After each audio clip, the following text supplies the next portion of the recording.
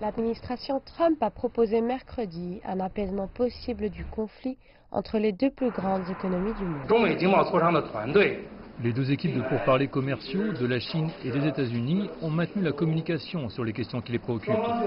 Beijing a en effet reçu une invitation de la partie américaine et s'en réjouit. Les deux parties discutent maintenant des détails.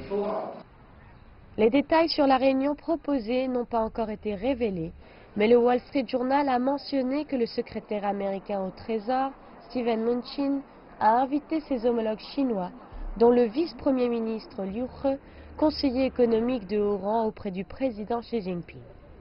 Cette nouvelle arrive après que Washington se préparait à une escalade de la guerre commerciale avec l'imposition de droits de douane sur 200 milliards de dollars de produits chinois. Le surplus commercial de la Chine avec l'étranger a augmenté sur les 8 premiers mois de 31% comparé à l'année précédente. Nos exportations vers les États-Unis sont en hausse de 6,5%. Bien que nul ne sache à l'heure actuelle si les pourparlers commerciaux reporteront à plus tard les nouveaux droits de douane, l'annonce de leur reprise a redonné vie au marché. Le yuan chinois a ouvert à son plus fort taux par rapport au dollar depuis une semaine et la bourse chinoise est en hausse.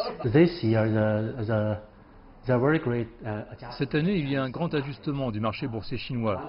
Une des raisons principales est que le conflit commercial sino-américain a affecté la confiance à long terme des investisseurs domestiques chinois. Et maintenant, nous constatons que le gouvernement américain essaie d'étendre le conflit du domaine commercial à celui de l'investissement direct, celui du capital humain. Par ailleurs, les États-Unis auraient laissé entendre un gel des actifs des compagnies chinoises qui violent les droits de propriété intellectuelle américains. Le ministère chinois du Commerce a déclaré qu'il espère que Washington pourra empêcher les entreprises étrangères de perdre leur confiance dans le milieu des affaires américain. Nous espérons que la partie américaine adoptera une attitude objective et juste à l'égard des opérations des entreprises chinoises dans le pays, plutôt que de formuler des accusations sans fondement ou chercher des excuses pour s'engager dans un protectionnisme commercial.